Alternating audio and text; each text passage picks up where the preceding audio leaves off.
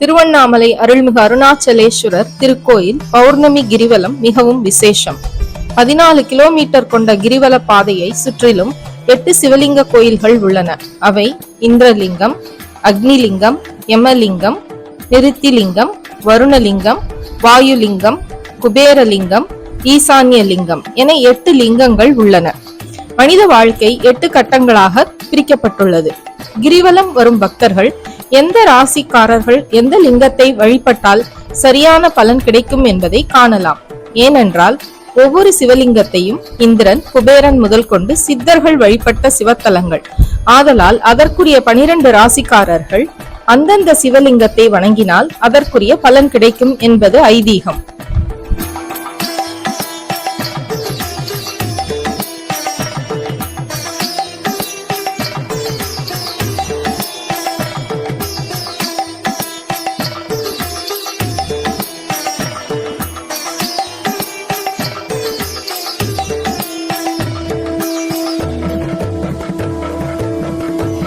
முதலாவது லிங்கம் இந்திரலிங்கம். தேவர்களின் தலைவன் இந்திரன் வந்து வழிபாடு செய்வதாக ஐதீகம். கிழக்கு நோக்கியுள்ள இந்திரலிங்கம் நவக்கிரக நாயகன் சூரியன் மற்றும் சுக்கிரன் ஆட்சி பெற்ற லிங்கம். இந்திரலிங்கத்தை வழிபட்டால் நீண்ட ஆயுள், நிறைய செல்வம் என ராஜபோக வாழ்க்கை கிடைக்கும். இந்திரலிங்கத்தை வணங்க வேண்டிய ராசிகள் ரிஷபம், துலாம். இந்திரலிங்கத்தை வணங்க வேண்டிய நட்சத்திரங்கள் கிருத்திகை நட்சத்திரம் 2ஆம் பாகம், 3ஆம் பாகம், 4ஆம் பாகம். ரோஹிணி நட்சத்திரம் மிருகசீர்ஷம். சித்திரை நட்சத்திரம் 3ஆம் பாகம், 4ஆம் பாகம். சுவாதி, விசாக நட்சத்திரம் 1ஆம் பாகம், 2ஆம் பாகம், 3ஆம் பாகம். அக்னிலிங்கம் தென்கிழக்கு திசை நோக்கியுள்ள அக்னிலிங்கம் அக்னி மூலையில் சந்திரனுக்கு ஜோதி வடிவமாக காட்சி தருகிறார். கிரிவலத்தின் போது அக்னிலிங்கத்தை வணங்கினால் மன சஞ்சலங்கள், நிம்மதியின்மை நீங்கி மனதில் ஒரு தெளிவான முடிவு பிறக்கும். அக்னிலிங்கத்தை வணங்க வேண்டிய ராசி சிம்மம். அக்னிலிங்கத்தை வணங்க வேண்டிய நட்சத்திரங்கள் மகம், பூரம், உத்திரம் 1ஆம் பாகம். யமலிங்கம் தென் திசை யமனுக்குரிய திசை. இத்திருத்தலத்தில் சிவபெருமான் யமனுக்காக தாமரை வடிவில் லிங்கமாக தோன்றினார். யமலிங்கத்தை வழிபட்டால் ஆயுள் விருத்தி, யமபயம், தேவையற்ற நட்பு, தேவையற்ற செலவு குறையும். இதனால் பணப்புழக்கம் அதிகரிக்கும். யமலிங்கத்தை வணங்க வேண்டிய ராசி விருச்சிகம். யமலிங்கத்தை வணங்க வேண்டிய நட்சத்திரங்கள் விசாகம் 4ஆம் பாகம், அனுஷ நட்சத்திரம், கேட்டை நட்சத்திரம்.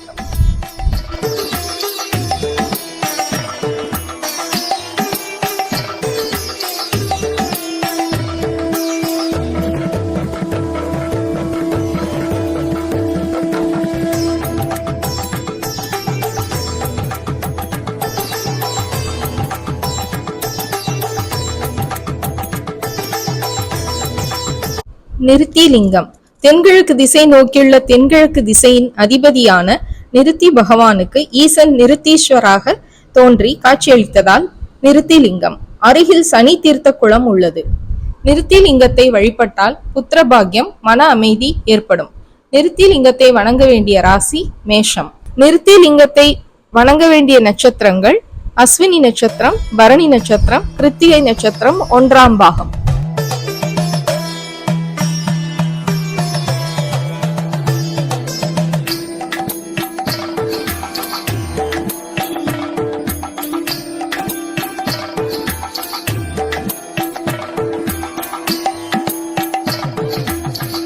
வருணலிங்கம் மேற்கு திசையை நோக்கியுள்ளது. வருண பகவானுக்குரிய நீர் வடிவில் லிங்கமாக தரிசனம் தந்தார் சிவபெருமான். மேற்கு திசையான அதிபதியான சனி பகவானின் அருளை பெற்ற தலம். தீராத வினைகள் தீர்த்து வைக்கும் வருணலிங்கம் தலம். கோயிலின் அருகில் வருண தீர்த்த குளமும் உள்ளது. வருணலிங்கத்தை வணங்கி வேண்டிய ராசிகள் மகரம், கும்பம். வருணலிங்கத்தை வணங்க வேண்டிய நட்சத்திரங்கள் உத்திராடம் 2ஆம் பாகம், 3ஆம் பாகம், 4ஆம் பாகம். திருவோண நட்சத்திரம், அவிட்ட நட்சத்திரம் 1ஆம் பாகம், 2ஆம் பாகம். அவிட்டம் 3ஆம் பாகம், 4ஆம் பாகம். சதயம், பூரட்டாதி 1ஆம் பாகம், 2ஆம் பாகம். வாயுலிங்கம் வடமேற்கு திசை வாயு பகவானால் உருவாக்கப்பட்ட லிங்கம். வாயுலிங்கத்தை வணங்கினால் வடமேற்கு திசையின் அதிபதியான கேது பகவானுடைய பரிபூரண ஆசி கிடைக்கும்.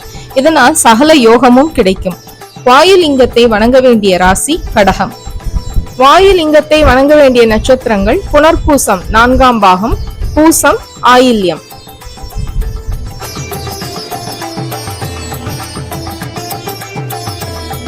அவரை பார்த்தாவே நினைத்தாலே முக்தி. அதை நம்ம நேரடியா இந்த மண்ணில் நிக்கிறதுக்கு உண்மையிலே நமக்கு ஒரு பூர்வ புண்ணியம் சொல்லுவோம் இல்லையா, 5ஆம் இடம் சாங்கா இருக்கணும், பாக்கியஸ்தான சாங்கா இருந்தால் தான் ஒரு சில விஷயங்கள் பண்ண முடியும்.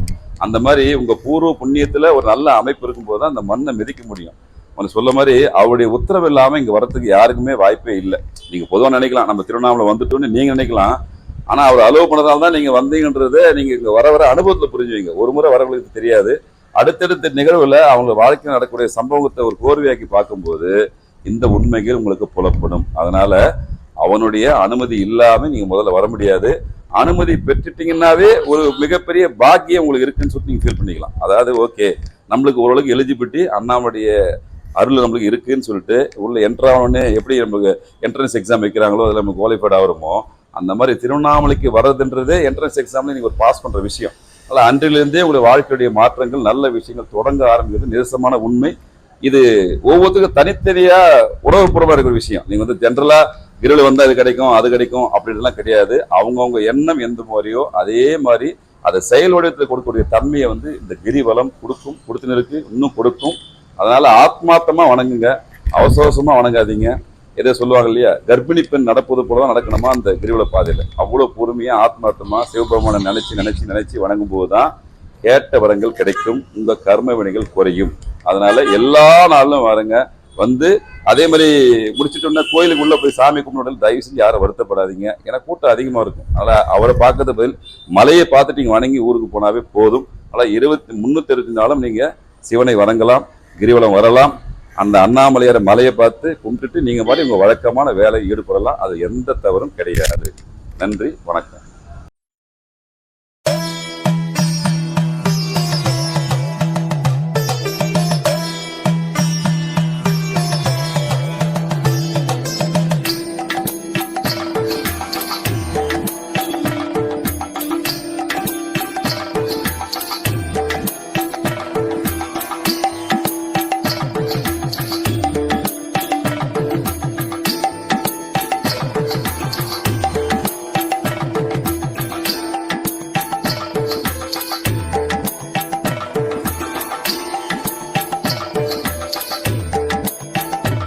குபேரலிங்கம் வடதிசை நோக்கியுள்ள குபேரலிங்கத்தின் அதிபதி குபேரன்.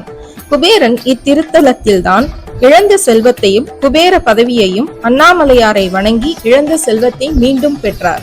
எனவே குபேரலிங்கத்தை வணங்கினால் பக்தர்கள் செல்வ செழிப்போடும் குரு பகவான் ஆட்சி செய்யும் லிங்கம் குபேரலிங்கம் என்பதால் குருவின் அருள் பார்வையும் கிடைக்கும். குபேரலிங்கத்தை வணங்கி பயன்பெற வேண்டிய ராசிகள் தனுசு மற்றும் மீனம். குபேரலிங்கத்தை வணங்க வேண்டிய நட்சத்திரங்கள் மிருகசீர்ஷம் 3ஆம் பாகம், 4ஆம் பாகம், திருவாதிரை, புனர்பூசம் 1, 2, 3ஆம் பாகங்கள்.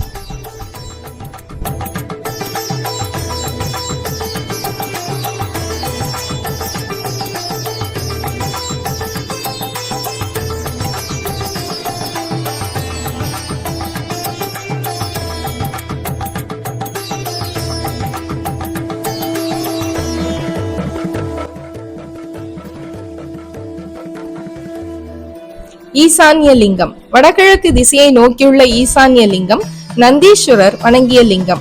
ஈசான்ய லிங்கம் உலகில் ஈசனை தவிர எதுவும் நிலையற்றது என உணர்த்தும் லிங்கம். புதன் ஈசான்ய லிங்கத்தின் அதிபதி. ஈசான்ய லிங்கத்தை வணங்கினால் ஞான சக்தியையும் அற்புத ஆற்றலையும் அனைத்து கலைகளிலும் தேர்ச்சியும் பெறலாம். ஈசான்ய லிங்கத்தை வணங்க வேண்டிய ராசி கன்னி. ஈசான்ய லிங்கத்தை வணங்க வேண்டிய நட்சத்திரங்கள் உத்திரம் 2ஆம் பாகம், 3ஆம் பாகம், 4ஆம் பாகம், அஸ்தம், சித்திரை 1ஆம் பாகம், 2ஆம் பாகம், பூரட்டாதி 3ஆம் பாகம், 4ஆம் பாகம், உத்திரட்டாதி, ரேவதி.